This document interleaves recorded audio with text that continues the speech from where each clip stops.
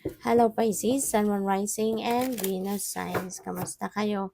Sana po'y nasa mabuti kayong kalagayan. Welcome back po sa Star Tarot. At kung bago kayo rito, welcome din po kayo. Please subscribe, like, share my videos, and leave me a comment po kung nakaresonate kayo. Thank you. So, first message ni Pisces, we have mountain. Ayan. So, you know what? Po pwede, Pisces, na there could be some challenges dito na po pwedeng hinaharap ang iba sa inyo. Okay? Pero feeling ko hindi ito hindi ito yung gano'n kabigat na problema, hindi ito yung gano'n kahirap na problemang pinagdadaanan ninyo rito. You know, maaaring ano lang ito, yung parang dadaan lang sa inyo ito. You know, dadaan lang sa inyo, and feeling ko dito from this difficult situation na pinagdadaanan ninyo, you are going to flourish from this. Feeling ko dito, malaki ang matututunan mo from this, at makakatulong sa'yo na mag-improve ka in many different ways.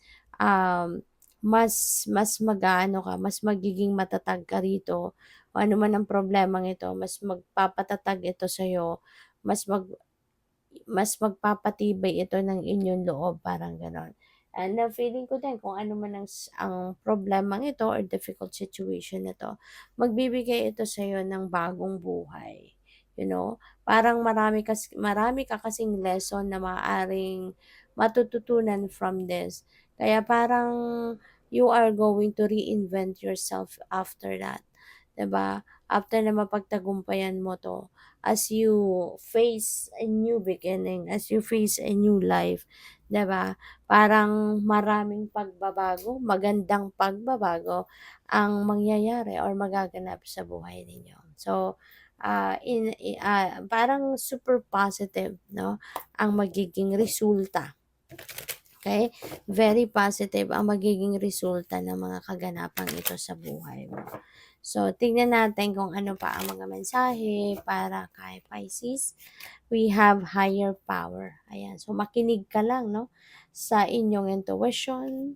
Makinig ka, mag-pay attention ka sa mga downloads of information and inspiration na ipapadala sa iyo ng divine, kasi merong mga downloads dito na paparating, and that is going to help you, 'di ba? Gagabayan ka nito sa kung saan ka dapat papunta, gagabayan ka nito sa kung saan ka dapat patungo, and for sure you will be led towards the right path. If you are going to listen to your intuition, for sure, lagi kang mapupunta sa tamang daan. Okay? Kaya wag mong kakaligtaan, ano, na makinig. Imbes na makinig ka sa mga marites at marisol, mas piliin mong makinig ka sa inyong intuition, kasi yan ang mas mapapakinabangan mo, yan ang mas makakatulong sa iyo na maging mas maayos, maganda, at successful ang inyong sitwasyon. So, by the way, maraming salamat for subscribing, and if you haven't subscribed yet, subscribe na kayo. And also, maraming salamat din for not skipping the ads. Malaking bagay po yan sa akin. And also, please click the join button sa baba ng video kung gusto po ninyo na mag-join sa membership. Salamat! So, we have the Magician. Magician is a new beginning energy. And si Eight of Cups din, this is a new beginning energy. Okay? So, magte-take action na kayo ngayon. Kasi sa Eight of Cups, moving forward na, 'di ba? So, feeling ko dito, Pisces, magkakaroon na kayo ngayon ng pag-take action towards kung ano man tong mga pinaplano ninyo. Alright?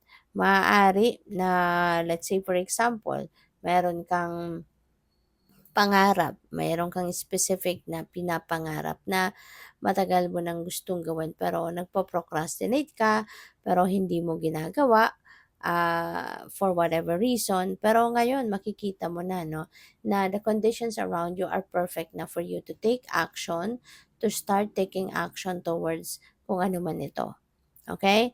Kaya feeling ko dito magsisimula ka ng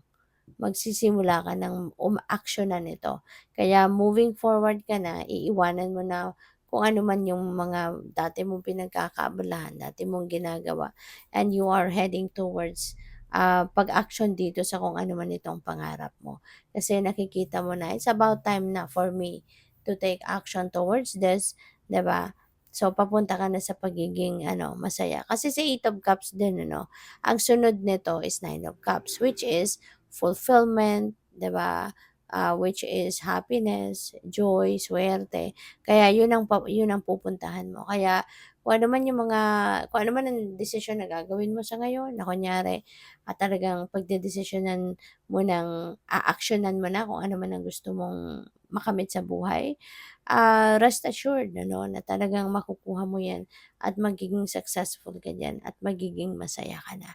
Kasi siyempre kung ano man yung dream mo ay maaaring mangyari na, mag-manifest na sa buhay mo. Kaya yeah, go for it. Na 'wag mo nang i-delay ito, alright? Nakikita mo na yung mga tao, opportunities, resources na kakailanganin mo dito, kumbaga nandiyan na, naka-align na sa'yo, kaya take action na agad, okay? So, we also have Seven of Swords, which is an energy of liar, cheater, and stealer. Kaya, as you head towards realization of your dreams, huwag kang masyadong magtitiwala sa lahat ng tao, agad-agad, no? You need to be discerning, you need to be um, mapagmatyag, you need to be vigilant kasi maaari na meron tayo mga tao dito sa paligid mo na naiinggit sa'yo or alam mo yon nagbabalak na budulin ka, nagbabalak na gawan ka ng hindi maganda. Kaya maging maingat. Okay? Maging maingat and yung mga plano mo, yung mga strategies mo, anything that is valuable to you, tangible or non-tangible, just keep it close to your heart. Huwag mo itong ipapakita sa iba, huwag mo itong sasabihin na sa iba para walang dahilan ng iba na mainggit sa'yo at sabutahiin ka. Okay? So, what else? We have the Eight of Swords, we have Nine of Pentacles, and the Fool. Wow. So, there's a lot of movement talaga. You know what? Si Eight of Swords, maaring ito yung isa sa pumipigil sa'yo dati. No?